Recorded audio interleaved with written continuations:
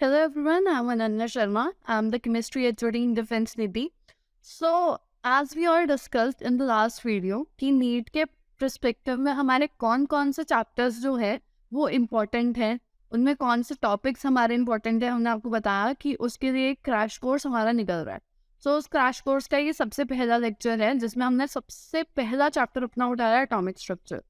ठीक है, अब एटॉमिक स्ट्रक्चर में कौन से हमारे इम्पोर्टेंट टॉपिक्स बनते हैं. तो इम्पोर्टेंट टॉपिक सबसे पहला है हमारा इलेक्ट्रोमैग्नेटिक स्पेक्ट्रम. कौन सा है?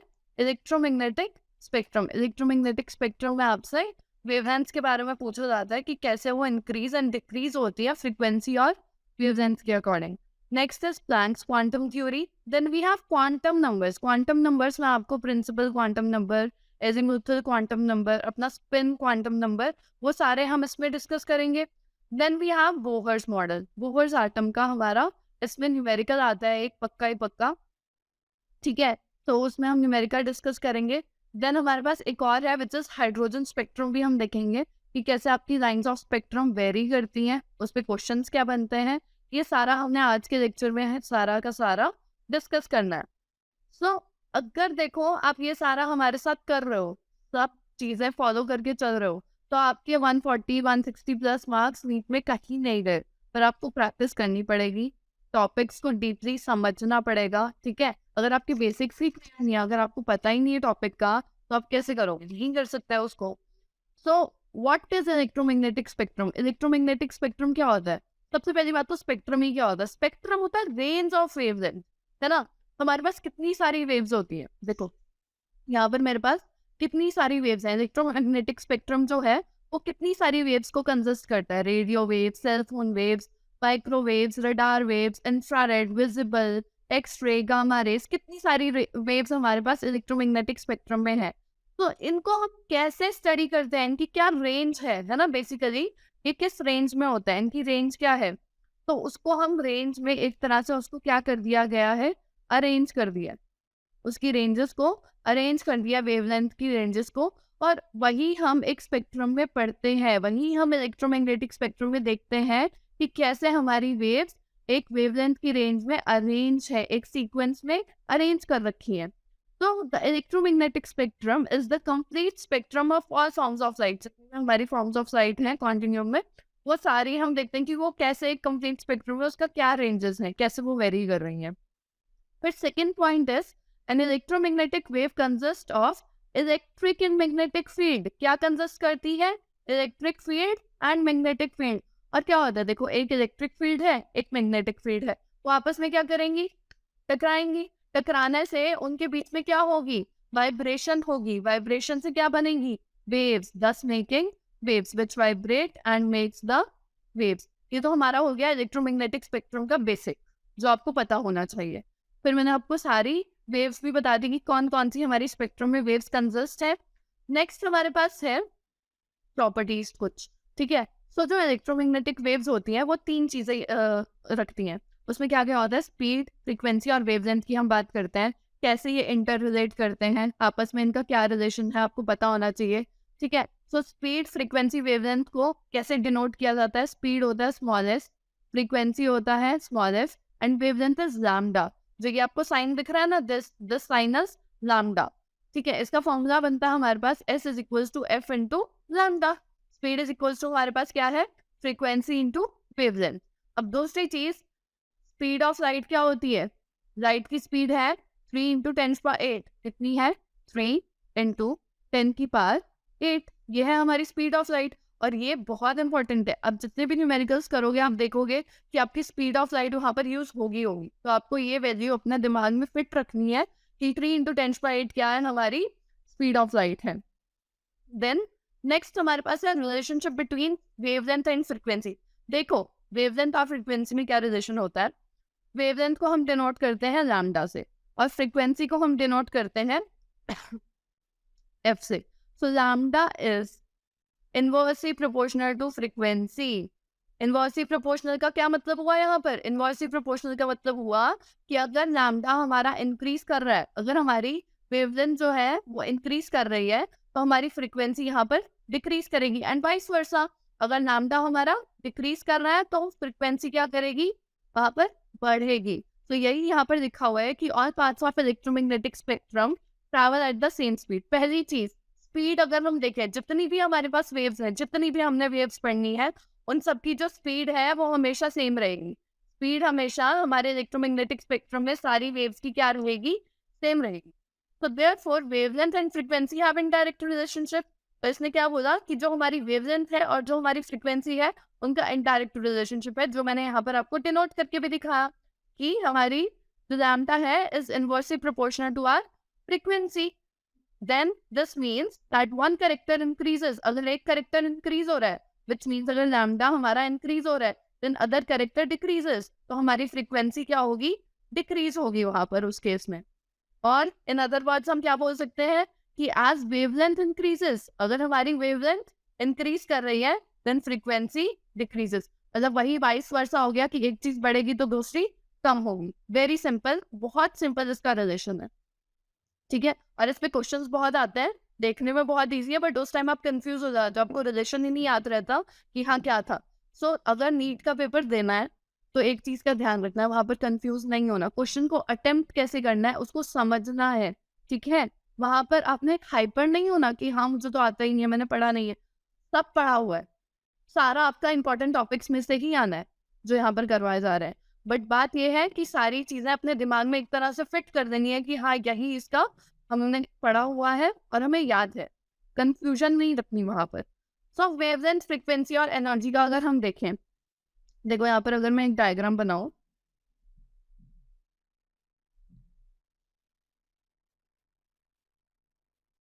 ये देखो, ये मैं यहाँ पर बना रही हूँ वेव्स, ओके।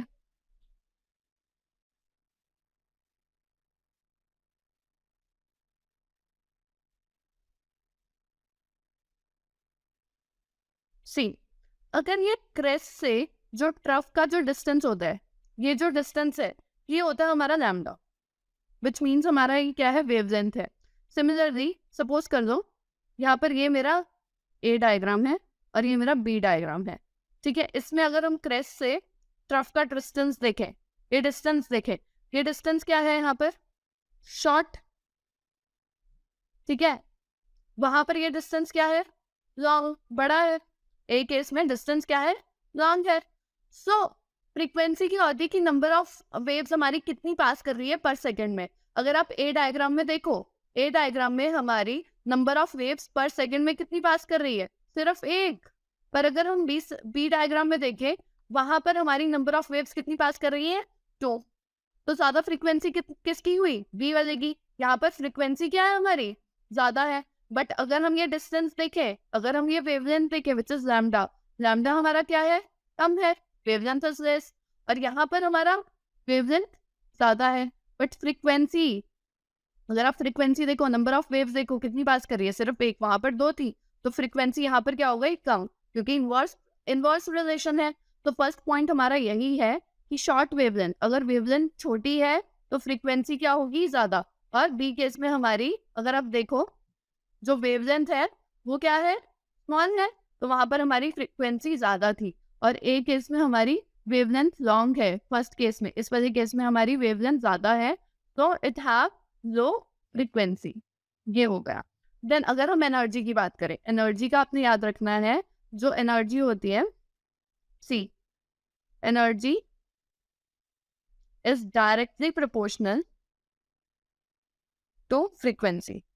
एनर्जी फ्रीक्वेंसी के डायरेक्टली प्रोपोर्शनल है, मतलब एनर्जी ज्यादा है, फ्रीक्वेंसी ज्यादा है। तो अगर फ्रीक्वेंसी के डायरेक्टली प्रोपोर्शनल हुई तो एनर्जी लैम्डा के इनवर्सली प्रोपोर्शनल होगी, क्योंकि फ्रीक्वेंसी क्या होती है, लैम्डा के इनवर्सली, तो एनर्जी भी क्या होगी, inversely proportional.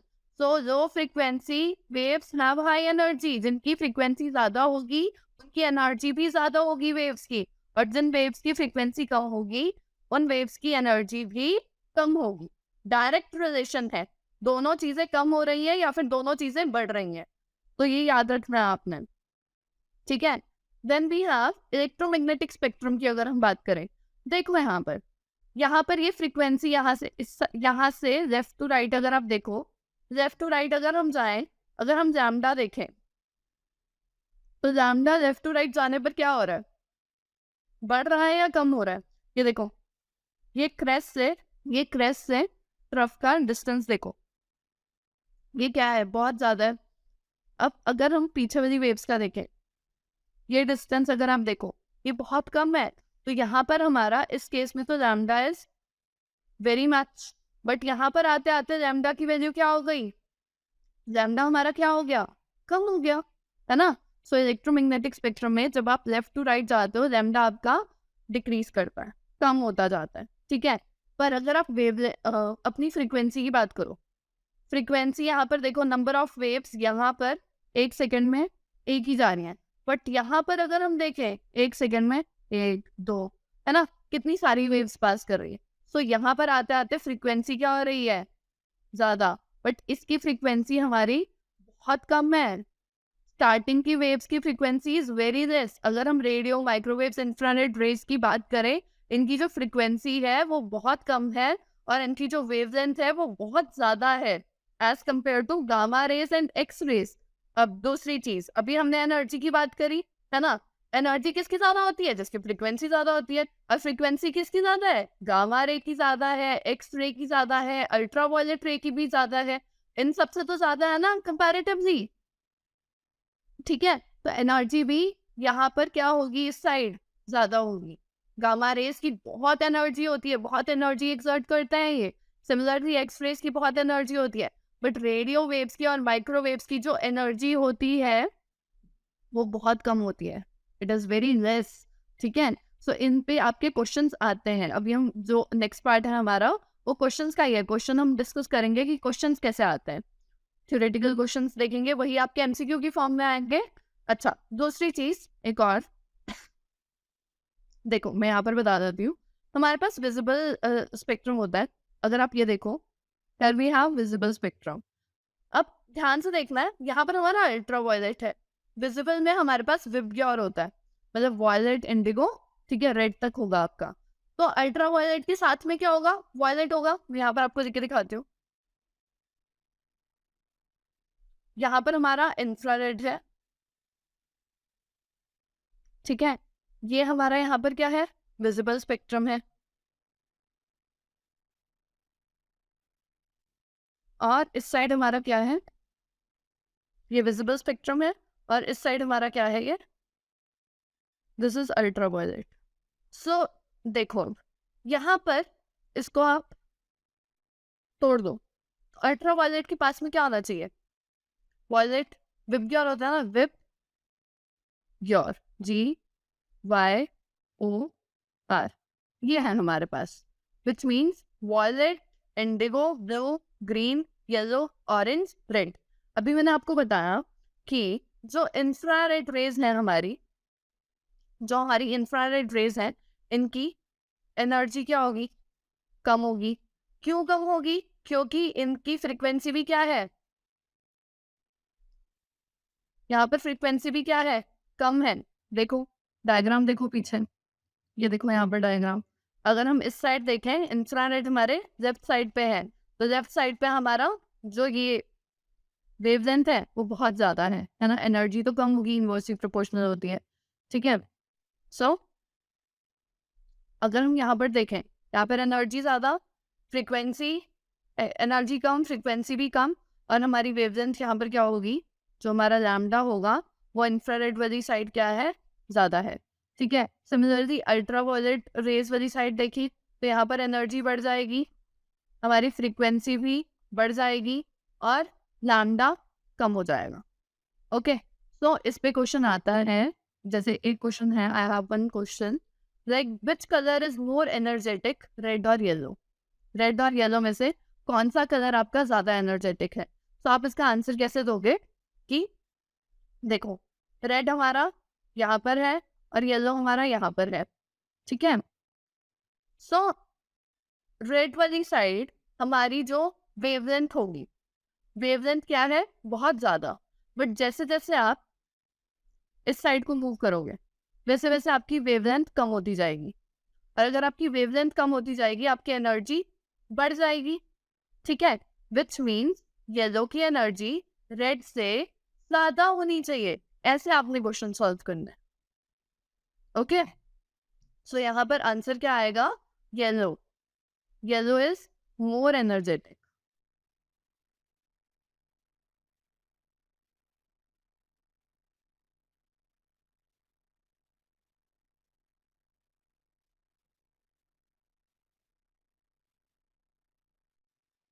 Yellow is more energetic. ये इसका आंसर है. देन नेक्स्ट क्वेश्चन है, which type of wave travel faster, gamma और रेडियो? कौन सी वाली ज्यादा फास्टर रेट पे ट्रेवल करेगी? मैंने आपको अभी पीछे ये भी बताया कि जो रेट होता है, स्पीड होती है, वो हमेशा क्या होती है? सेम रहती है.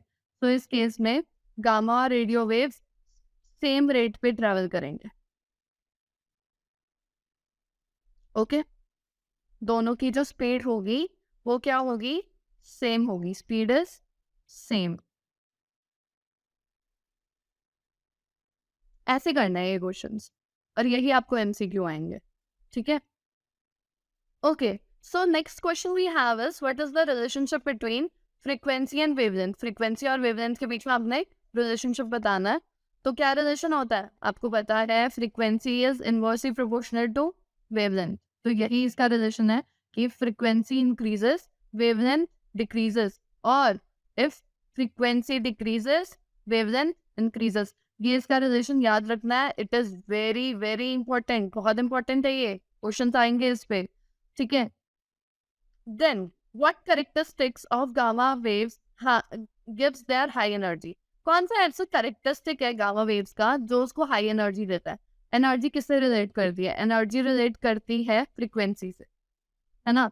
अब डायग्राम देखें अगर हम, यहाँ पर गामा रेज देखो. गामा रेज की जो फ्रीक्वेंसी है, ये फ्रीक्वेंसी देखो, ये ऐसे है, बहुत ही क्लोज है ना. बहुत बहुत ज्यादा फ्रीक्वेंसी में है ये. अगर इसकी फ्रीक्वेंसी बहुत ज्यादा है तो उसकी एनर्जी भी ज्यादा होगी. डायरेक्ट रिलेशनशिप में है. तो कौन सा करेक्टर गामा वेव्स का उसका हाई एनर्जी देता है? फ्रीक्वेंसी वाला करेक्टर. ओके.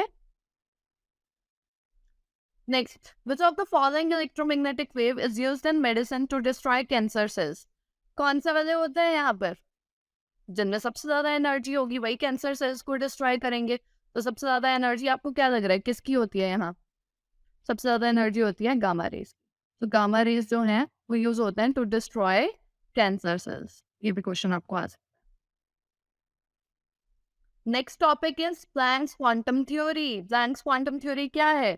देखो, यहाँ पर क्या है? ये सनलाइट है. ठीक है, ये आप खड़े हो. सो सनलाइट से क्या आ रही है? रेज आ रही है. ठीक है. अब वो रेज क्या सारी की सारी एनर्जी आपको दे देंगी? नहीं. अब क्या होता है, इन रेज में पैकेट्स ऑफ एनर्जी कंटेन होती है. There are packets of energy. ये ऐसे होते हैं. कंटिन्यू एक पैकेट्स ऑफ एनर्जी कंटेन कर रहा है, जैसे ये एक रे है. ठीक है.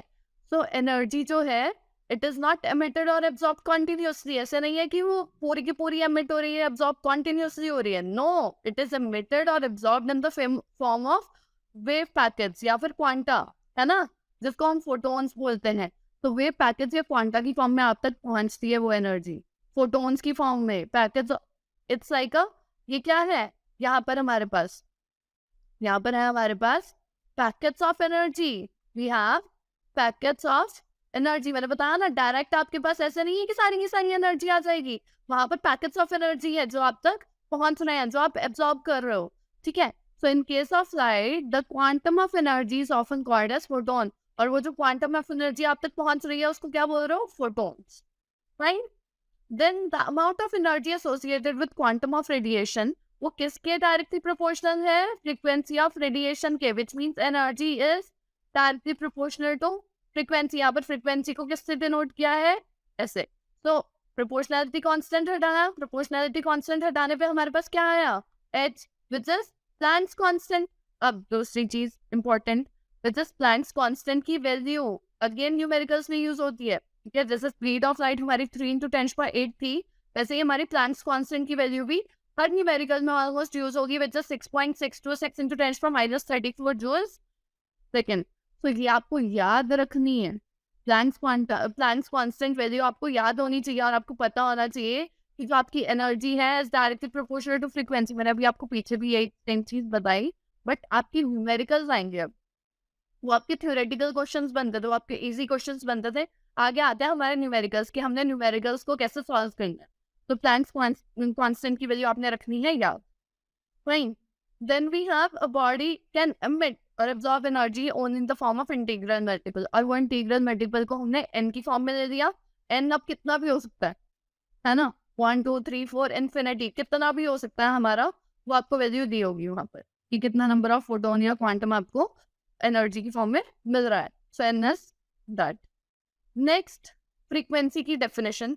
फ्रीक्वेंसी की डेफिनेशन मैंने आपको पीछे में बताई कि एक क्रस्ट से लेकर आपका ट्रफ तक का distance, number of waves.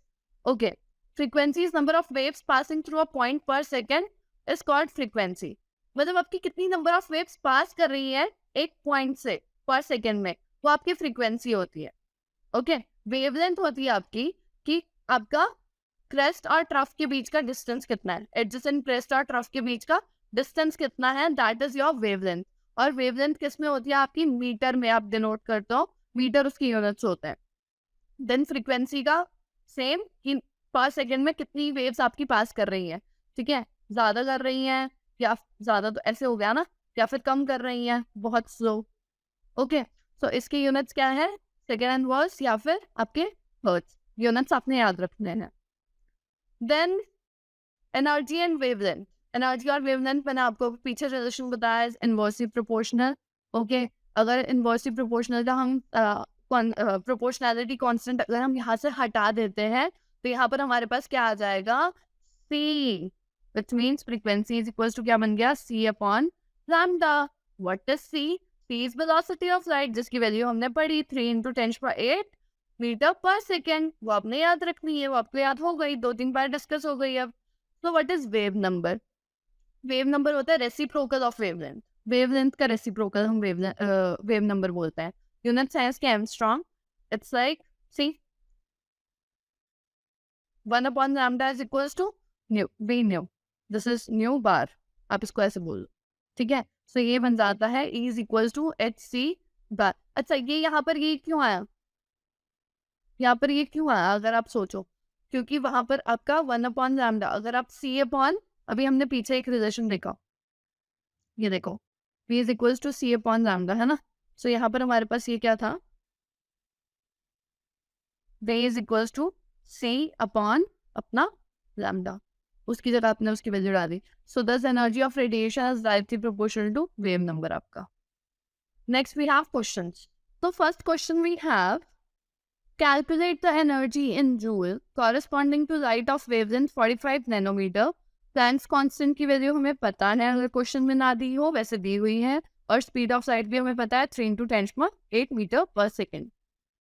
Numerical को सॉल्व कैसे करना है, इजी ट्रिक वो ये है कि जो जो आपको दी हुई है वैल्यूज वो पहले आप लिख लो, फिर आप देखो आपको निकालना क्या है, कौन सा फॉर्मूला आपका लगेगा, ठीक है। यहाँ पर अगर आप देखो आपको h की वैल्यू भी दी हुई है, आपको लाइट c की वैल्यू भी दी हुई है ना, स्पीड ऑफ लाइट भी स्पीड ऑफ लाइट भी आपको गिवन है। हमें एक फॉर्मूला पता है which is E is equals to hc upon lambda, ये हमें पता है। अच्छा, एक और चीज हमें पता है कि जो हमारा 1 upon lambda होता है, एक और फॉर्मूला होता है हमारे पास which is E is equals to hc nu. Okay, so nu की हमें पता है, न्यू को हम कैसे लिख सकते हैं, 1 upon lambda लिख सकते हैं। सो यहाँ पर E is equals to क्या हो जाएगा हमारे पास, E is equals to, देखो h की वैल्यू कितनी है, h की वैल्यू है 6.63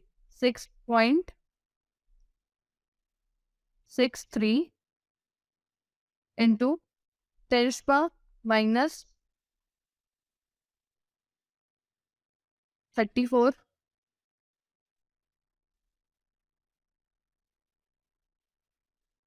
इंटू सी की वैल्यू भी हमें पता है यहाँ पर 3 × 10⁸ ओवर, अब हमें क्या दिया हुआ है यहाँ पर, वेवलेंथ दी हुई है। वेवलेंथ कितनी है हमारे पास, 45 नैनोमीटर। हमने नैनोमीटर में नहीं देनी, हमें वेवलेंथ किस में चाहिए मीटर में चाहिए। तो पहले तो हम वेवलेंथ को मीटर में कन्वर्ट करेंगे। कितने में है हमारे पास यहाँ पर? ये हमारे पास है 45 नैनोमीटर में है। ठीक है, इसको मीटर में कन्वर्ट करते हैं। ये क्या हो जाएगा? 45 इंटू 10⁻⁻9 मीटर। ठीक है, सो यहाँ पर लिख दो 45 इंटू 10⁻⁻9, ये आ गया। अब यहाँ से आपकी एनर्जी कैलकुलेट हो जाएगी और आपने एनर्जी ही कैलकुलेट करनी है इन जूल्स। तो ये यहाँ पर आ जाएगी 4 पॉइंट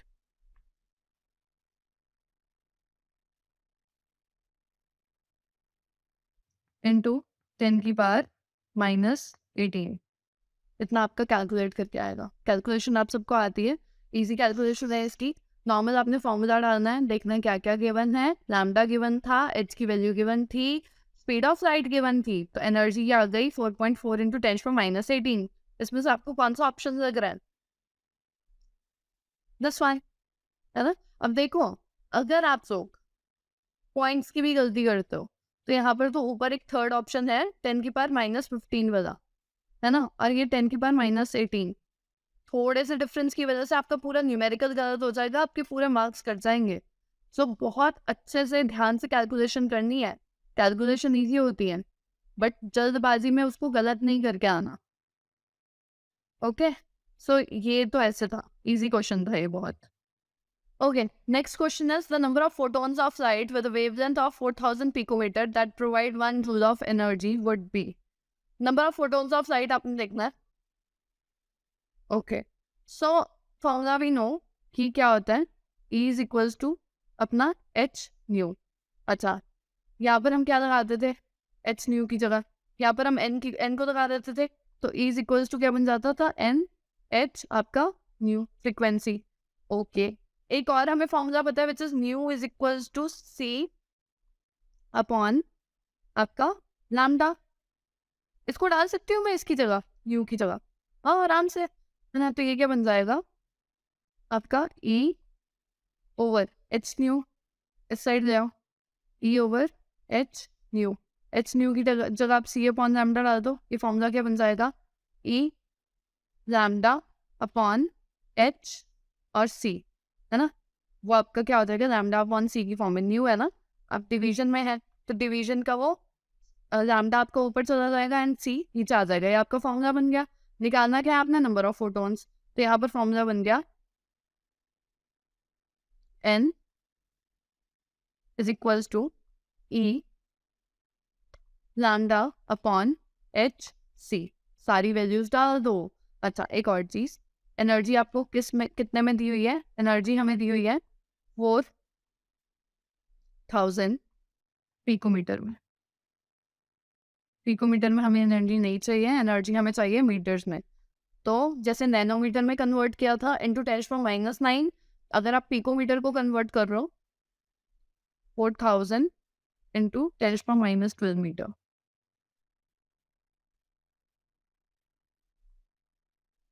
-12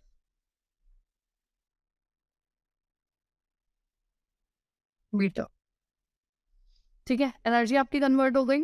अब आप सारी वैल्यूज को डाल दो यहाँ पर। ई लैम्डा, इनकी वैल्यू कितनी है हमारे पास? 4000, n is equals to 4000 into 10⁻⁻12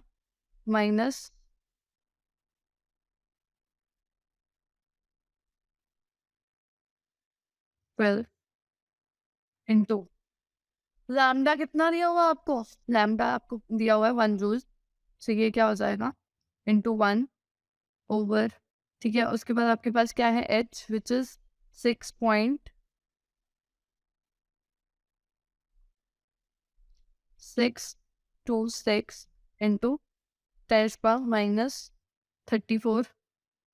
ये वैल्यू अभी मैंने आपको पीछे भी करवाई थी न्यूमेरिकल में, ये याद रखनी है। -34 इंटू सी की वैल्यू भी हमें बताया 3 इंटू 10 की पावर अपना,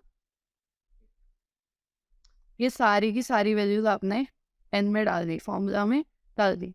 अब आप इसको कैलकुलेट करोगे तो आपके पास एन आना चाहिए 2. 0 1 2 इंटू 10 की पावर 16, ये आएगी आपका आंसर। यहाँ पर देखो कौन सा है आपका 2.012 इंटू 10 की power 16, this is first option, ये आपका आंसर है। ठीक है, तो बहुत ध्यान से कन्वर्जन्स को करना है, पिकोमीटर को मीटर में कन्वर्ट करना है। अगर नहीं करोगे तो आंसर गलत आएगा, है ना। हो सकता है कि फिर 19 आ जाता 10 की पावर या 20 आ जाता, तो उस केस में आप क्या करोगे, आप सेकंड या थर्ड कोई भी ऑप्शन कराओगे और वहाँ पर आपका आंसर क्या हो जाएगा, गलत हो जाएगा। Next question, okay. A 25 watt bulb emits monochromatic yellow light with a wavelength of 0.57 micrometer. The rate of emission of quanta per second would be. ये भी बहुत इजी क्वेश्चन है हमारा। देखो फॉर्मूला लगेगा यहाँ पर, E इज इक्वल्स टू आपका एच सी अपॉन लैम्डा। क्यों, एच की वैल्यू आपको पता है 6.62 इंटू 10⁻34 इंटू सी की वैल्यू भी पता है 3 इंटू 10 की पावर 8 ओवर लैम्डा आपको गिवन है, लैम्डा कितना है 0.57 माइक्रोमीटर, उसको चेंज कर दो 0.57 इंटू, जब उसको चेंज करोगे कन्वर्जन मीटर में तो हो जाएगा 10 की पावर -6, मीटर में अगर इसको कन्वर्ट करोगे तो ये इंटू 10 की पावर -6 होगा। ठीक है, यहाँ पर इसको सॉल्व करके हमारे पास आएगा 3 बेयर विद माई 3, थोड़ा टेढ़ा सा बन गया, सो 3.487 इंटू 10 की पावर आपका -19 जूल्स, ये आपका आंसर आना चाहिए। ओके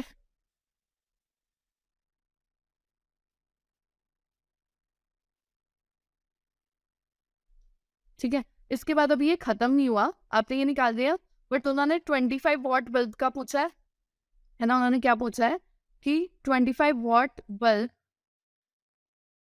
कॉरेस्पॉन्ड्स, देखो अगर 25 वॉट बल्ब की बात हो रही है तो वो कॉरेस्पॉन्ड करता है आपका 25 जूल्स ऑफ एनर्जी, 25 जूल्स पर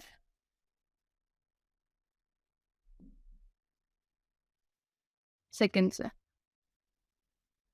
ठीक है, तो यहाँ पर आपने कुछ नहीं करना, आपने आपके पास जो ये वैल्यू आई है 3.487 इंटू 10⁻17, ये जो आपके पास वैल्यू आई है आपने इसको डिवाइड कर देना, 25 डिवाइडेड बाय 3.487 इंटू 10 की पावर -19 से। ठीक है, इसको आप डिवाइड कर दो, तब आपके पास आंसर आएगा। अगर आप आंसर को यहीं छोड़ दोगे, अगर आप आंसर को सिर्फ अपना एनर्जी निकाल के छोड़ दोगे तो वहाँ पर आपका सारा आंसर गलत आएगा। ऐसा तो कोई वैल्यू ही नहीं है ना, 3.487 इंटू 10⁻19 तो आपका कोई ऑप्शन ही नहीं है। तो जब आप इसको डिवाइड करोगे तो आपका आंसर आना चाहिए 7.17 इंटू 10⁻19। जब कैलकुलेशन करके देखोगे ना तो आंसर आपका यही आएगा। तो सबसे पहले आपने एनर्जी निकालनी है, एनर्जी आपकी आ गई 3.487 इंटू 10⁻19, उसको बस आपने 25 से डिवाइड कर दिया। 25 डिवाइडेड बाय क्यों किया, क्योंकि आपके पास वहाँ पर 25 watt bulb emits monochromatic yellow light, तो उसका आपने निकालना था कि rate of emission per quanta 25 watt bulb के हिसाब से क्या होगा, है ना। तो वो क्या हो जाएगा 25 डिवाइडेड बाय आपका एनर्जी, और आपका आएगा 7.17 into 10⁻19 second inverse. Okay, so next topic we have is quantum numbers. Quantum numbers में क्या है, देखो क्वांटम नंबर्स क्या होता है। According to Heisenberg uncertainty principle, it is not possible to give exact position of an electron. Heisenberg के according हम electron की एग्जैक्ट पोजीशन नहीं बता सकते थे, and its energy at the same level, but the probability of finding an electron in an orbital of a given energy can be determined. but उसकी हम एक probability find कर सकते थे इलेक्ट्रॉन की, है ना। probability of finding an electron एक ऑर्बिटल में गिवन एनर्जी के साथ वो हम फाइंड कर सकते थे कि कितनी है। तो वहां पर हमारे पास 3 टाइप के क्वांटम नंबर्स आए, principal quantum number n, azimuthal quantum number l, magnetic quantum number ml। सबसे पहले हम बात करेंगे प्रिंसिपल क्वांटम नंबर। देखो, प्रिंसिपल क्वांटम नंबर जो होता है वो ऐसे होता है, like n is equals to 1, n is equals to 2, n is equals to 3, ठीक है, और n is equals to 4। Point. अब जो प्रिंसिपल क्वांटम नंबर होता है ना, ये हमें बताते हैं शेल के बारे में, कौन सी शेल है। देखो, अगर अब फर्स्ट है, फर्स्ट शेल को क्या नाम दिया, के, ये क्या हो गई, एल, थर्ड शेल एम, और fourth shell N. Basically principal quantum number हमें क्या बता रहा है, प्रिंसिपल क्वांटम नंबर हमें एनर्जी लेवल ऑफ ऑर्बिटल बता रहा है, शेल के बारे में बता रहा है, और एक रिलेटिव साइज ऑफ ऑर्बिटल बताता है प्रिंसिपल क्वांटम नंबर। एन हमारा कितना भी हो सकता है, 1 2 3 एंड सो ऑन, कितना भी हो सकता है। उसको आप किससे डिनोट करते हो, KLMN शेल से आप डिनोट करते आते हो। Fine. Then n increase in n also means increase in energy. जैसे जैसे आपका शेल इंक्रीज हो रहा है, जैसे जैसे शेल बढ़ रहा है, वैसे वैसे एनर्जी भी क्या होगी, बढ़ेगी इलेक्ट्रॉन की। So energy of electron in the orbital increases with increase in N. Okay. Azimuthal quantum number, azimuthal quantum number क्या होता है भैया, एजीम्यूथल क्वांटम नंबर होता है which tells us about the shape of the orbital. देखो, वो हमें shell के बारे में बताता था, ये हमें सब शेल के बारे में बताता है, इसमें हमें सब शेल के बारे में पता चलता है। दूसरी चीज, शेप पता चलती है ऑर्बिटल की, ठीक है। फिर इसकी जो वैल्यूज होती हैं वो कैसे होती है, इसको हम लेते हैं n-1 से। अब n-1 से हम कैसे लेंगे, जैसे मैंने आपको बताया, यहाँ पीछे हमारे पास क्या था, n is equals to 1, n is equals to 2, n is equals to 3, n is equals to हमारा 4, ठीक है। अब यहाँ पर क्या होगा, ये n-1 कर दे, n माइनस आपका 1 कर दे, मतलब 1 - 1 क्या हो गया, 0। यहाँ पर अगर n-1 करे विच इज क्या हो जाएगा, 2 - 1 कितना आया, 1, है ना। ये हम L निकाल रहे हैं, L की वैल्यू निकाल रहे हैं। ये कितना हो जाएगा, 3 - 1 कितना हो गया, 2, ठीक है। देन 4 - 1 कितना आ गया, 3। तो n1 के लिए L की वैल्यू है 0, n2 के लिए L की वैल्यू है 1, n3 के लिए L की वैल्यू है 2, और n4 के लिए L की वैल्यू है 3। ये हमने n-1 के फॉर्मूला से निकाल दी। अब मैं आपको बताऊंगी इसके सब लेवल्स क्या होंगे। 0 मीन्स यहाँ पर S, 1 means P, and 2 means D, and 4 means आपका F। ओके, ये हमारे सब शेल्स का पता चल गया। यहाँ पर पता है ना, शेप ऑफ ऑर्बिटल बता रहा है। एस की शेप क्या होती है, स्फेरिकल, पी की डम्बल, और इसकी क्लोवर लीफ, और इसकी क्या हो जाएगी, फंडामेंटल की बहुत ज्यादा हमारी कॉम्प्लेक्स होती है, तो उसको हम इतना डीप स्टडी करते ही नहीं है, ठीक है। आपको शेप्स इसकी पता होनी चाहिए कि कौन सी शेप है उसकी। सो यहाँ पर अगर मैं आपको शेप्स बना के दिखाऊं,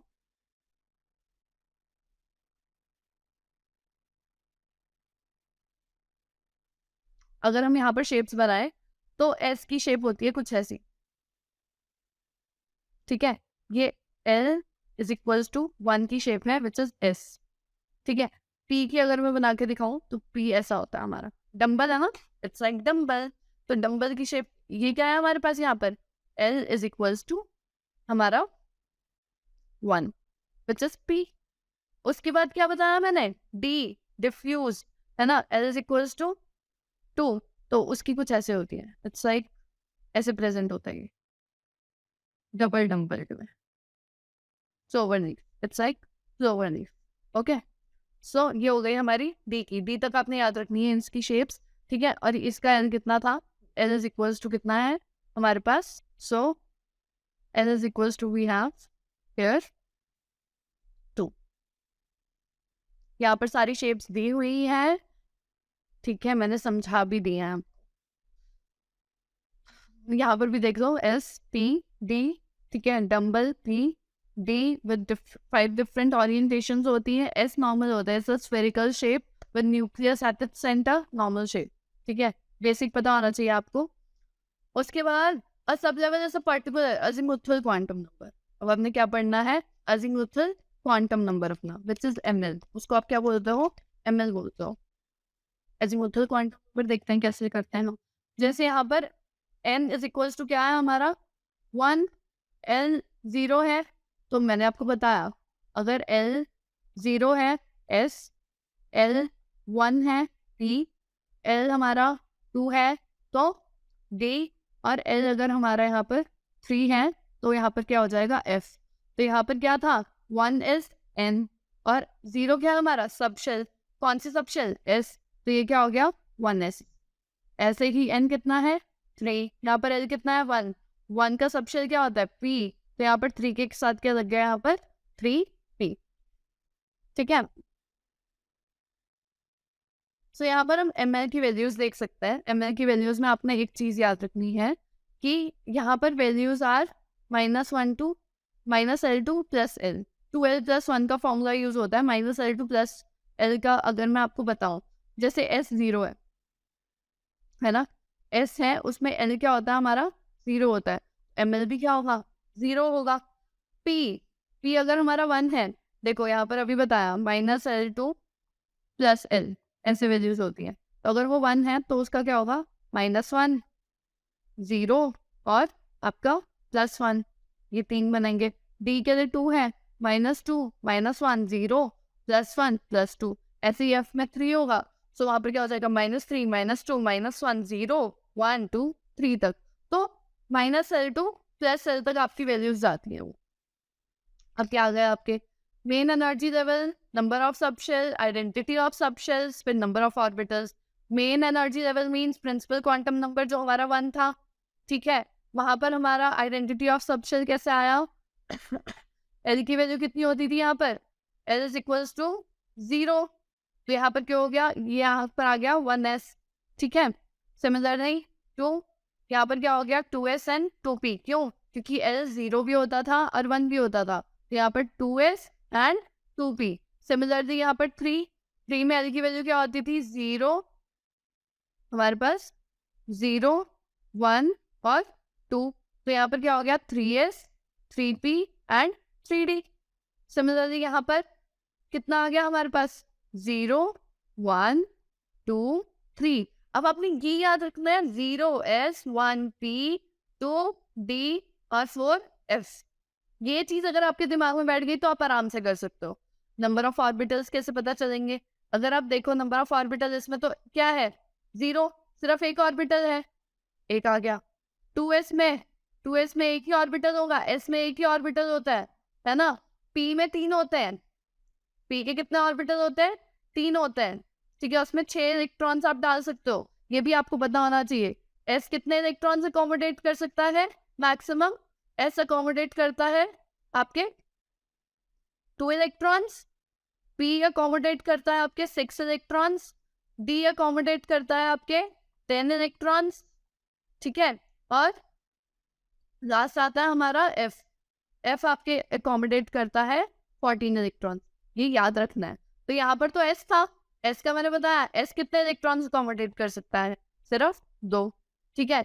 फिर यहाँ पर अगेन s की बात हो रही है 2s की, 2s कितने ही देगा 2 ही देगा, पर p में कितना आता है मैक्सिमम इलेक्ट्रॉन 6, तो वहाँ पर 6 इलेक्ट्रॉन्स आएंगे और ये 3 ऑर्बिटल्स होंगे। 3 ऑर्बिटल्स कैसे होंगे यहाँ पर, ये ऐसे होंगे, इट्स लाइक ऐसे, तो वहाँ पर 1 इलेक्ट्रॉन 2 इलेक्ट्रॉन 3 इलेक्ट्रॉन, फिर 4 5 6, सी p में हमारे कितने इलेक्ट्रॉन्स आ रहे हैं 6 आ रहे हैं, ठीक है। तो वहाँ पर 6 इलेक्ट्रॉन आ गए। देन हमारा यहाँ पर 3s है, again number of orbital s में 1 होगा, इलेक्ट्रॉन्स 2 अकोमोडेट करेगा, p में 3 होंगे, नंबर ऑफ ऑर्बिटल्स इलेक्ट्रॉन 6 आएंगे। देन यहाँ पर 5 ऑर्बिटल होते हैं, यहाँ पर 2 ऑर्बिटल और अटैच होते हैं d में, ठीक है। It's like this. तो अगर आप यहाँ पर काउंट करो 1 2 3 4 5 6 7 8 9 10, कितने इलेक्ट्रॉन्स अकोमोडेट कर रहा है d, 10 अकोमोडेट कर रहा है वहां पर, क्योंकि 5 ऑर्बिटल होता है, एक ऑर्बिटल में 2 इलेक्ट्रॉन्स आते हैं, तो जितने ऑर्बिटल होंगे उसमें कितने हो जाएंगे आपके 2 इलेक्ट्रॉन्स भर जाएंगे। सो यहाँ पर नेक्स्ट अगेन वही s में 2, आपका p में 6, d में 10 एंड f में 14। तो आपको नंबर ऑफ इलेक्ट्रॉन्स भी पता होने चाहिए कि कौन से शेल, कौन सा ऑर्बिटल कितने इलेक्ट्रॉन्स अकोमोडेट कर सकता है। यहाँ पर मैंने लिख दिया है SPDF का, तो ये याद रखना है। अगर इतना भी नहीं आएगा तो कुछ नहीं आएगा। अच्छा, next is orbital and quantum number. Orbital and quantum number में हमारा आता है electron spin and spin quantum number. ये स्पिन ओरिएंटेशन के बारे में बताता है, मतलब इलेक्ट्रॉन कैसे रोटेट कर रहा है उसके रोटेशन के बारे में बताता है। तो इलेक्ट्रॉन जो होता है दो टाइप में रोटेट करता है, उसकी दो स्पिन्स होती हैं, विच इज क्लॉकवाइज और आपका एंटी क्लॉकवाइज। मतलब प्लस हाफ या फिर आप बोल सकते हो माइनस हाफ। अब इसमें एक ट्रिक है। ट्रिक क्या है जो आपने याद रखनी है? देखो, अगर आपका जो इलेक्ट्रॉन है, ठीक है, वो मूव कर रहा है अपवर्ड, अगर आपका इलेक्ट्रॉन अपवर्ड मूव कर रहा है तो वहां पर आपका जो स्पिन होगी वो होगी प्लस हाफ। पर अगर आपका जो इलेक्ट्रॉन की स्पिन है, इलेक्ट्रॉन की स्पिन है वो डाउनवर्ड है, तो आपकी स्पिन क्वांटम नंबर कितना होगा? Minus half. ये ट्रिक अगर आपको याद रहेगी तो आप क्वेश्चन को इजी नहीं कर सकते। मैं आपको एक क्वेश्चन देती हूँ, यहाँ पर हम एक क्वेश्चन डिस्कस करते हैं। 2p5, इसका हमने क्या बताना है? ms बताना है, ठीक है। अगर आप देखो यहाँ पर जो ये 2 है वो हमें क्या बता रहा है कि हमारा n इज इक्वल टू क्या है? 2।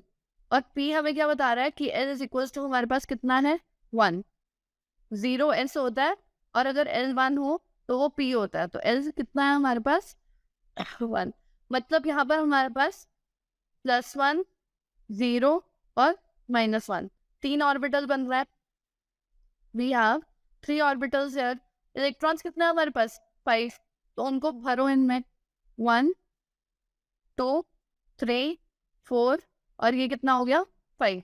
अब अगर आप 5th इलेक्ट्रॉन की डायरेक्शन देखो, वो क्या है? डाउनवर्ड डायरेक्शन है। और मैंने आपको बताया अगर आपका इलेक्ट्रॉन डाउनवर्ड को है तो वहां पर आपका कितना आना चाहिए? -1/2 आना चाहिए। मतलब यहाँ पर 2p5 की जो स्पिन होगी, ms होगा, इलेक्ट्रॉन स्पिन होगी, वो क्या होगा? -12 होगी। ऐसे क्वेश्चन आएंगे आपको पढ़ने को, तो ये आपको आने चाहिए, ये आपके निकले इजीली, ठीक है।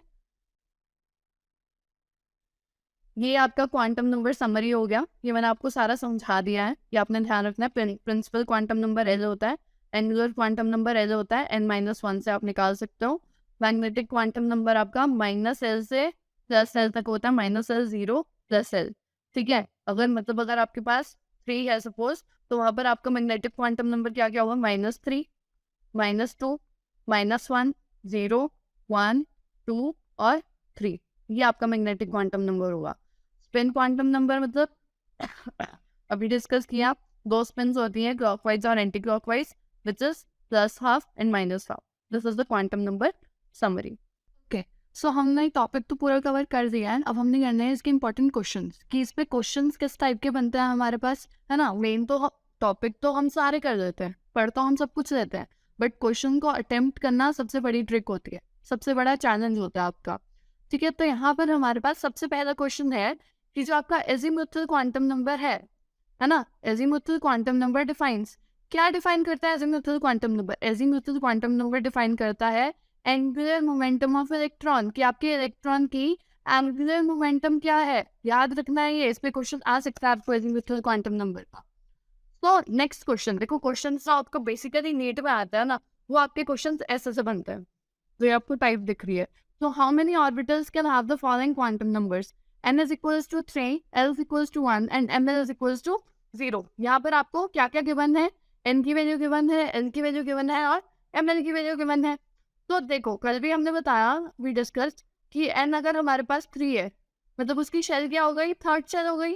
और l की वैल्यूज हमने देखी थी, l की वैल्यू 0 कब थी? अगर वो s सब शेल था, और 1 कब थी? जब वो p सब शेल था।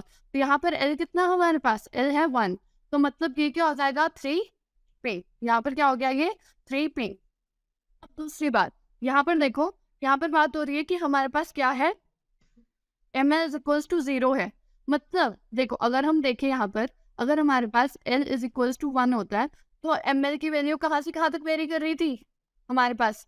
+L से minus L plus L2 minus L लगा दो, है ना। तो यहाँ पर ये क्या बन जाएगा हमारे पास, हम बोल सकते हैं हमारे पास कौन कौन सी वैल्यू है, -1, 0 और +1। बट यहाँ पर ml क्या दिया हुआ है, सिर्फ ml दिया हुआ है, सिर्फ ml इज इक्वल्स टू 0, है ना, सिर्फ एक। तो यहाँ पर एक जो है, एक अगर 0 की बात हो रही है, ml 0 की बात हो रही है, तो कितने ऑर्बिटल्स अकोमोडेट करेगा क्वांटम नंबर, एक।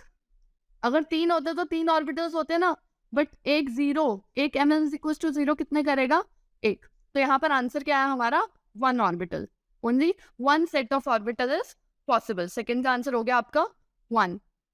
Next question is, what is the maximum number of electrons which can have the following quantum numbers: n is equals to 3, l is equals to 1 and m is equals to -1। अब यहाँ पर maximum number of electrons पूछ रहा है कि कितने accommodate करेगा।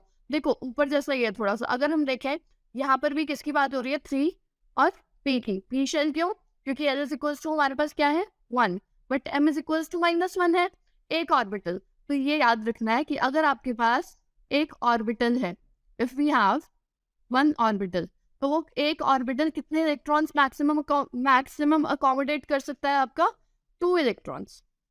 तो यहाँ पर एक ऑर्बिटल कितने इलेक्ट्रॉन्स अकोमोडेट कर रहा है, 2। तो ऑप्शन हमारे पास क्या आएगा, ए ऑप्शन, 2 इलेक्ट्रॉन्स अकोमोडेट करेगा आपका।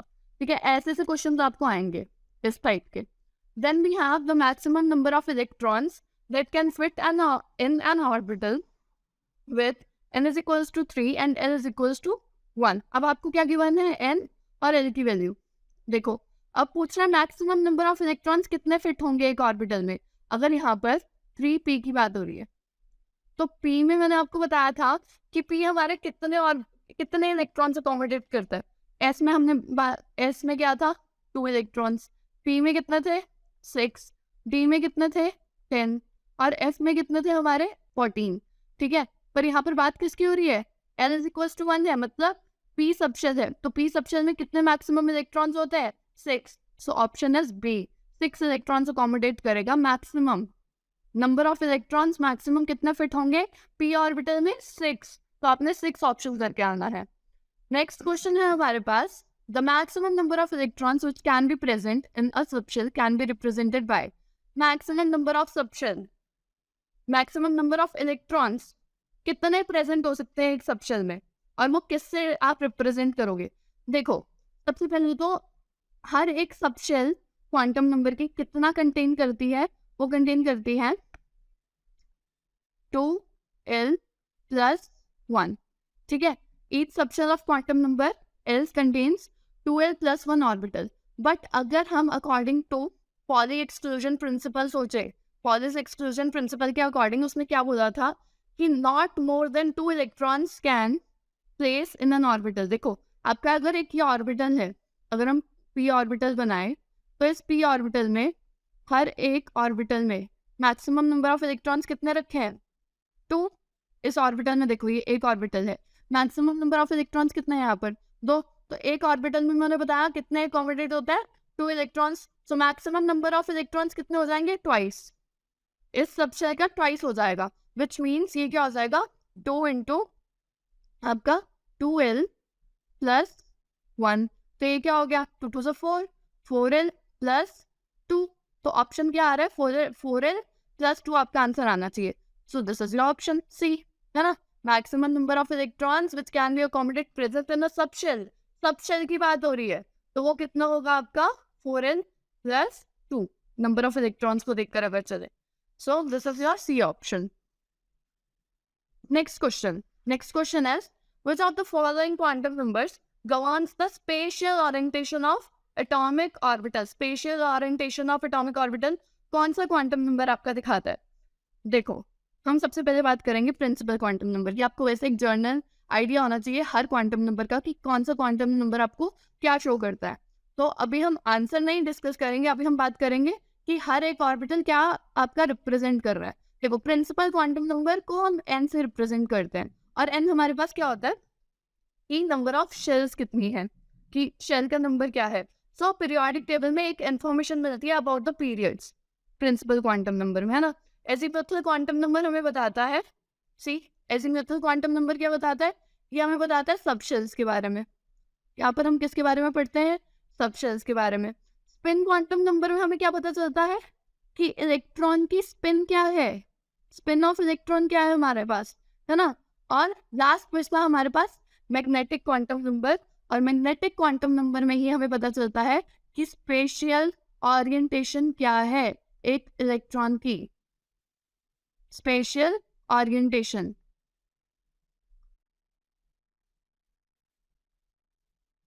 सो आंसर क्या हो गया, ए। कौन सा quantum number special orientation of atomic orbital बताता है, मैग्नेटिक क्वांटम नंबर।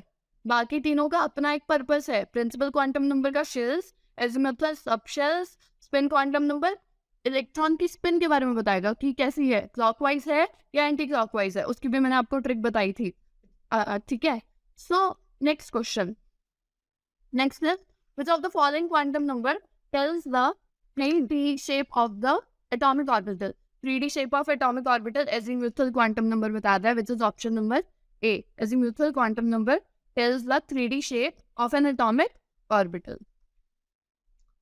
So ये थे आपके क्वेश्चंस पिछले टॉपिक के। अब हमारे पास नेक्स्ट टॉपिक स्टार्ट हो रहा है, which is Bohr's atom. Bohr's atom में देखो, सबसे पहले हम डिस्कस करते हैं कि इसका बेसिक क्या है, बोलना क्या चाहता है। वो ये बोल रहा है कि यहाँ पर आपका एक इलेक्ट्रॉन पड़ा है। सपोज करो यहाँ पर आपका एक इलेक्ट्रॉन पड़ा है फर्स्ट शेल में, ठीक है। ये आप के शेल ले लो, n इज इक्वल्स टू 1 है ना, तो ये आप फर्स्ट शेल ले लो, यहाँ पर आपका एक इलेक्ट्रॉन है। अब इस इलेक्ट्रॉन को आप थोड़ी सी एनर्जी प्रोवाइड कर रहे हो। आप क्या कर रहे हो, ये इलेक्ट्रॉन एनर्जी एब्जॉर्ब कर रहा है बेसिकली, और वो एनर्जी एब्जॉर्ब करके क्या कर रहा है, वो सबसे ऊपर वाले एनर्जी शेल पे जा रहा है, हायर एनर्जी शेल पे जंप करके जा रहा है। तो ये इलेक्ट्रॉन कहाँ पहुंच गया, यहाँ पर, ठीक है। इलेक्ट्रॉन फर्स्ट शेल से एनर्जी को, जब हमने उसको एनर्जी प्रोवाइड करी, जब उसने एनर्जी को एब्जॉर्ब किया, एब्जॉर्ब करने के बाद वो सबसे हायर लेवल पे जंप करके चला गया।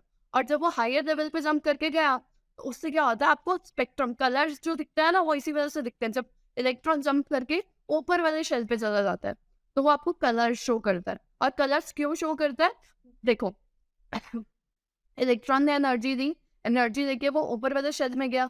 अब उसके पास कुछ एनर्जी बची है, कुछ उसके पास एक्स्ट्रा एनर्जी बची है। वो क्या करेगा, उस एनर्जी को वो रिलीज कर देगा, ठीक है। उसने वो एनर्जी रिलीज कर दी in the form of spectrum. वहां पर आपको कलर्स दिखते हैं, है ना। विबग्योर वाला हमने पढ़ा था, उसमें आपको कलर्स दिखते हैं, डिफरेंट डिफरेंट कलर्स दिखते हैं। अब वो कलर्स की फॉर्म में वो एनर्जी क्या कर देगा, रिलीज कर देगा। उसने उस एनर्जी को भी क्या कर दिया, रिलीज कर दिया। और रिलीज करने के बाद वो दोबारा कहाँ पर आ गया, अपनी ग्राउंड स्टेट पर आ गया, ठीक है। दोबारा से वो अपनी ग्राउंड स्टेट पर आ जाता है, एनर्जी एब्जॉर्ब करता है, ऊपर जाता है, रिलीज करता है और वापस अपनी ग्राउंड स्टेट पे आता है। यही बोहर का एटम था, उसने यही बोला था कि electrons move from low energy to higher energy orbits. कैसे जाता है, बाय एब्जॉर्बिंग एनर्जी, एनर्जी को एब्जॉर्ब करके, है ना, एनर्जी को एब्जॉर्ब करता है और lower to higher energy level पे अपना मूव करता है। Then electron move from high energy to lower energy. अब वो हायर पे जाके वापस किस पे आएगा, अपनी ग्राउंड पोजीशन पे, जहां पर वो था इनिशियल पोजीशन पे। तो वो वापस कहाँ आ गया, अपना लोअर एनर्जी ऑर्बिटल पे। और वो कैसे आया, एनर्जी एमिट करके। एमिट मतलब रिलीज करना। In simple language what is emitting energy, emitting energy is कि वो एनर्जी क्या कर रहा है, वो एनर्जी को रिलीज कर रहा है। जो उसके पास एनर्जी थी वो उसने रिलीज कर दी और वापस अपनी नॉर्मल स्टेट पे आ गया। Okay, so lower energy orbitals are closer to the nucleus. अब देखो जो ये वाला है, जो ये ऑर्बिटल है आपका, है ना, ये न्यूक्लियस के कितना ज्यादा क्लोज है। सो यहाँ पर क्या है, ड्यू टू इलेक्ट्रोस्टैटिक्स, वहाँ पर फोर्स है। न्यूक्लियस और इलेक्ट्रॉन्स के बीच में फोर्स ऑफ अट्रैक्शन है, हायर फोर्स ऑफ अट्रैक्शन है। तो दिस इज बोहर मॉडल। सो अब इसमें इन्होंने ग्राउंड स्टेट और एक्साइटेड स्टेट का बताया। ग्राउंड स्टेट जो उसकी अपने सबसे इनिशियल लेवल पे था वो, ठीक है, शेल में। सो ये क्या होती है, आपकी लोएस्ट स्टेट होती है ground state, where the electrons are initially present is called the ground state. जहां पर इनिशियली देखो आप एक सबसे इनिशियल पोजीशन पे हो और वहां से चल के आप आगे जा रहे हो और वापस आगे जाके हायर लेवल पे जाके आप वापस अपनी इनिशियल पोजीशन पे वापस आओगे। और जहां आप पहुंचे उसको क्या बोला, एक्साइटेड स्टेट। एक्साइट हो गया, एनर्जी लेके वो ऊपर चला गया, एक्साइट हो गया ना, ऊपर चला गया। तो एक्साइटेड स्टेट में क्या हुआ, the state where the electrons on gaining energy, energy gain करी, ठीक है, to go to a higher energy level. और उसको क्या नाम दिया, एक्साइटेड स्टेट का नाम दिया। तो याद रखनी है, पोजीशन के नाम याद रखने हैं, ग्राउंड स्टेट, फिर ऊपर जाके एक्साइटेड स्टेट, एनर्जी लूज करता है, फिर वापस अपनी ग्राउंड स्टेट पे आ जाता है. तो atoms returns to the ground state by emitting energy as light. मैंने आपको बताना हो कलर्स, एक तरह से हमें कलर्स दिखते हैं. कलर्स कैसे दिखते हैं? जब लाइट पड़ती है तभी हमें कलर्स दिखता है ना, रिफ्लेक्ट होके. तो बेसिकली वो एनर्जी एमिट करता है इन the form of light. This is Bohr's atom. उसके बाद हमारे पास रेडबर्ग इक्वेशन आती है जिसपे हमें आते हैं न्यूमेरिकल्स. तो ये आपको इक्वेशन याद रखनी है, which is 1 upon lambda is equals to R 1 upon n1 का स्क्वायर माइनस 1 upon n2 का स्क्वायर. यहाँ पर n जो है वो क्या रेफर कर रहे हैं? The number of energy levels. Number of energy levels show कर रहे हैं एमिशन स्पेक्ट्रम ऑफ हाइड्रोजन के. इसका क्वेश्चन करके देखते हैं क्वेश्चन कैसे होना है. एक न्यूमेरिकल है मेरे पास, सी. ये बोल रहा है what is the wavelength of light emitted when the hydrogen atom energy changes from n is equals to 4 to n is equals to 2. अब यहाँ पर देखो आपको दिया हुआ है, मुझे बताना एनर्जी लेवल्स हैं हमारे पास. सो बेसिकली उसका अगर हम ग्राउंड स्टेट देखें, ग्राउंड स्टेट उसकी क्या होगी? n1 क्या होगी? यहाँ पर 2 होगी, है ना. और यहाँ पर n2 क्या हो जाएगी? हमारे पास 4 हो जाएगी. हमारे पास फॉर्मूला क्या था? 1 upon lambda is equals to आपका r 1 upon n 1 का स्क्वायर माइनस 1 upon n 2 का, यहाँ पर आपके पास क्या हो जाएगा? स्क्वायर.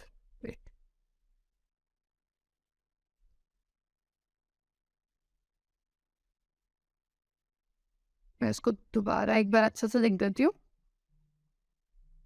ताकि आपको अच्छे से समझ आ जाए. Give me a second. ये क्या था हमारे पास? n2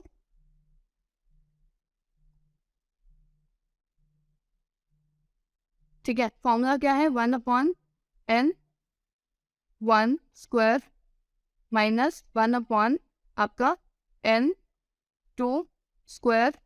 ठीक है. अब इसमें हमने डालनी है वैल्यूज अपनी.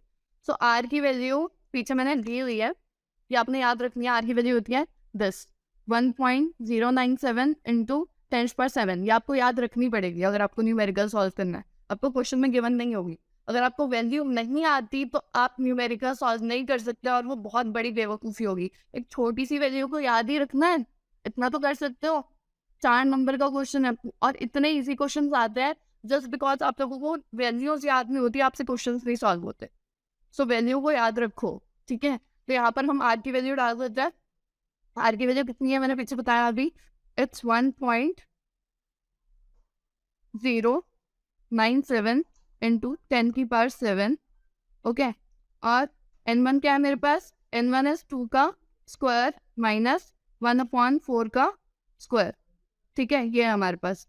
सो ये सॉल्व करके हमारे पास क्या आ जाएगा? 1.097 इंटू 10⁻7. ये क्या हो जाएगा? 1 upon 4 है ना. 2 का स्क्वायर इज 4 माइनस 1 upon 4 4 से 16.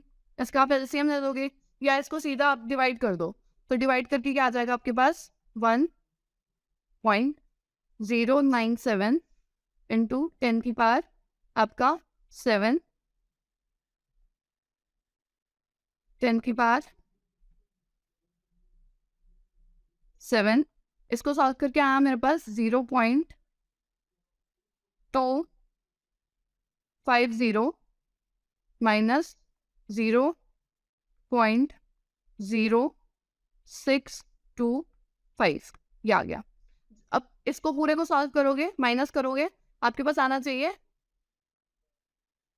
0.1875. ठीक है. अब इस वैल्यू को आपने क्या करना है? Multiply this with this. जब आप इसको इससे मल्टीप्लाई करोगे आपके पास जो प्रॉपर एक आंसर आएगा वो आएगा यहाँ पर. we'll get the answer 2.057 इंटू 10⁻6 मीटर आपका इनवर्स. ये आपका आंसर आएगा. मैंने आपको बेसिकली यहाँ पर क्वेश्चन को सॉल्व कैसे करना है वो बताया. देखो हमने उसकी ग्राउंड स्टेट देखी क्या थी, हमने उसकी एक्साइटेड स्टेट देखी क्या थी, है ना. n1 n2 देखा, फिर हमने r की वैल्यू डाली, कुछ भी नहीं किया हमने. उसके बाद 1 upon 4 को डिवाइड कर दिया, 1/16 को डिवाइड कर दिया, दोनों को माइनस कर दिया, और जो आंसर आया उससे हमने आर की वैल्यू को मल्टीप्लाई कर दिया। It's very simple. सिर्फ आपको आर की वैल्यू पता होनी चाहिए थी और वहां पर आपका क्वेश्चन सॉल्व हो गया। ठीक है, ऐसे सही क्वेश्चन आएंगे, इजी क्वेश्चन आते हैं, बट थोड़ा सा दिमाग लगा के करना है। हो सकता है एन की वैल्यू डिफरेंट हो आपके पास, N1 N2 डिफरेंट हो, उसका रीजन भी आगे आप जब आप लाइन स्पेक्ट्रम अभी देखेंगे हाइड्रोजन का, तो आपको पता चलेगा कि डिफरेंट लाइन स्पेक्ट्रम्स होते हैं हमारे पास। Let's go to the next topic. Last topic है हमारा emission spectrum and spectral lines of hydrogen.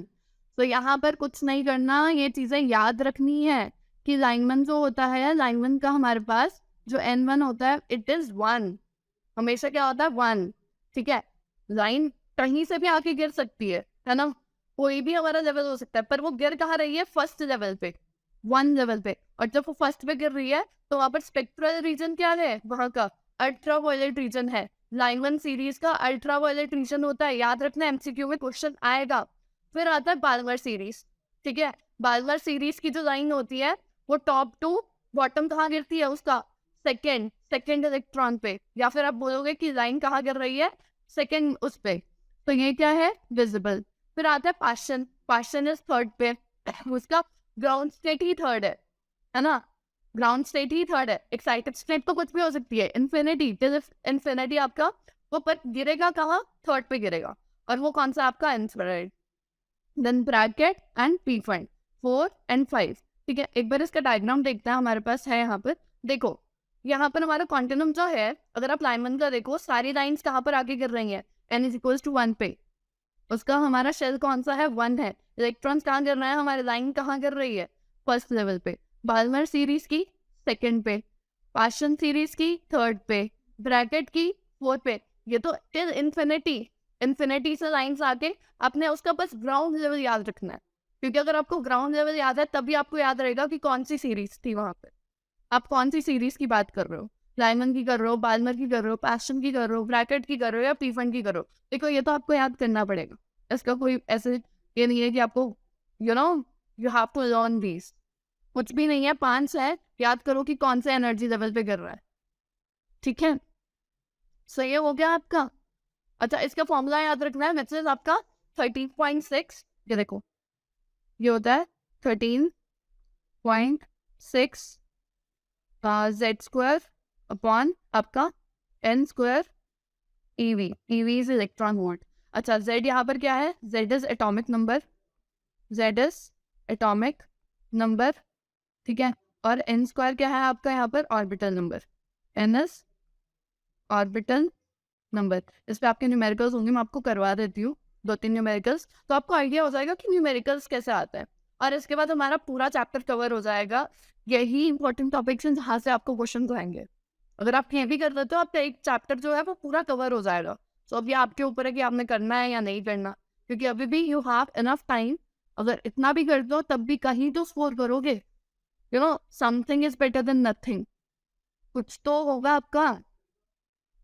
देखो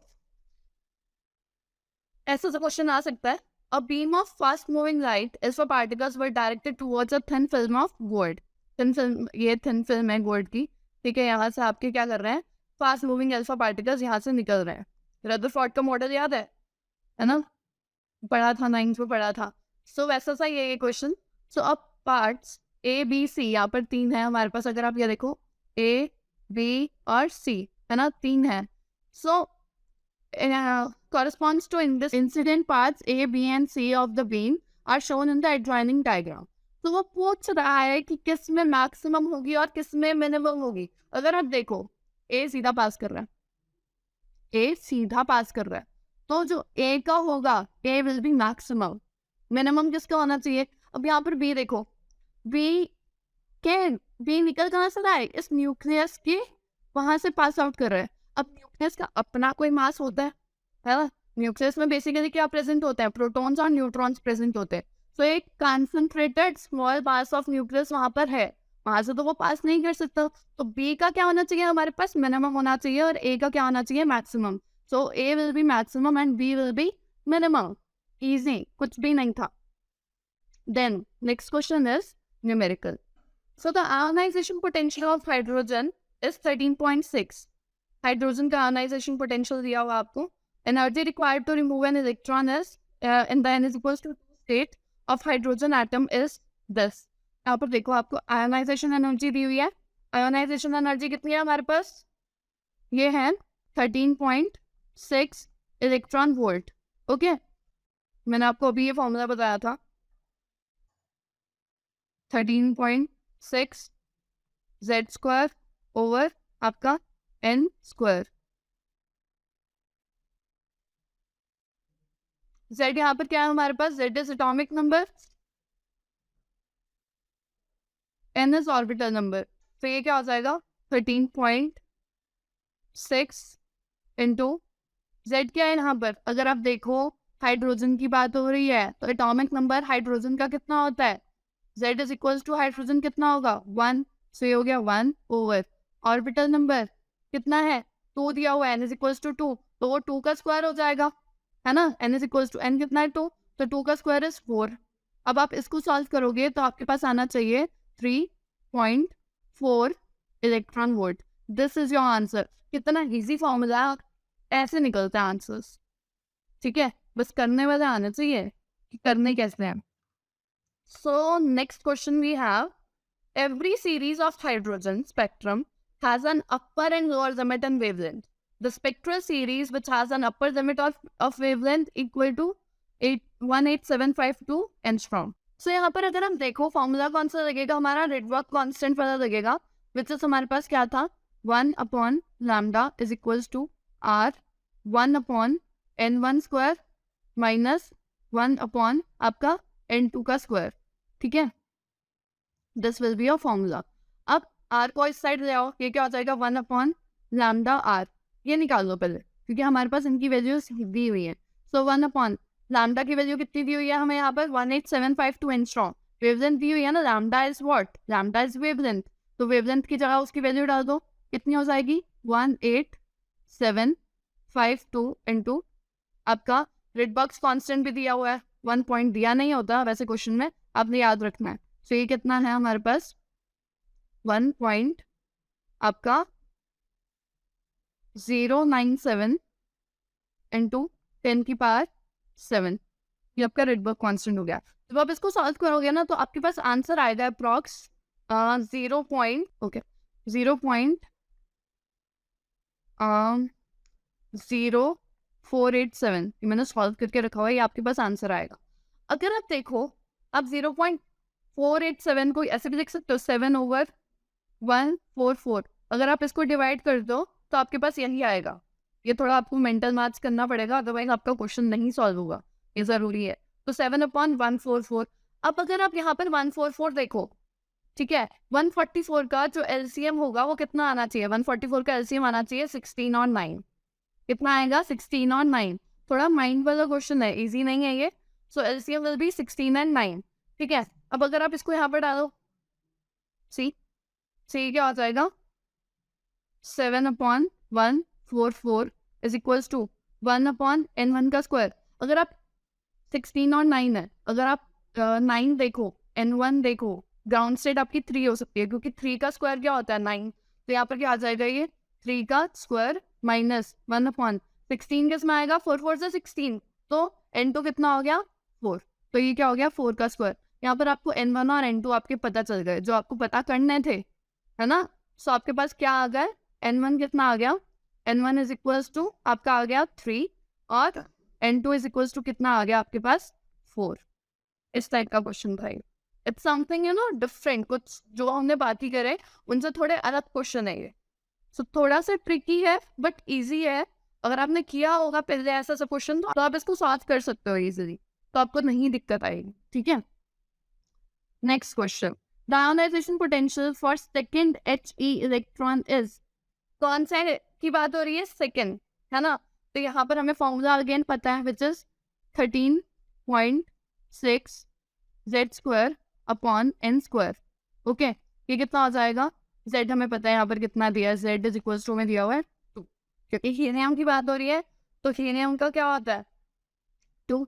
ठीक है, और यहाँ पर n कितना है हमारे पास? 1.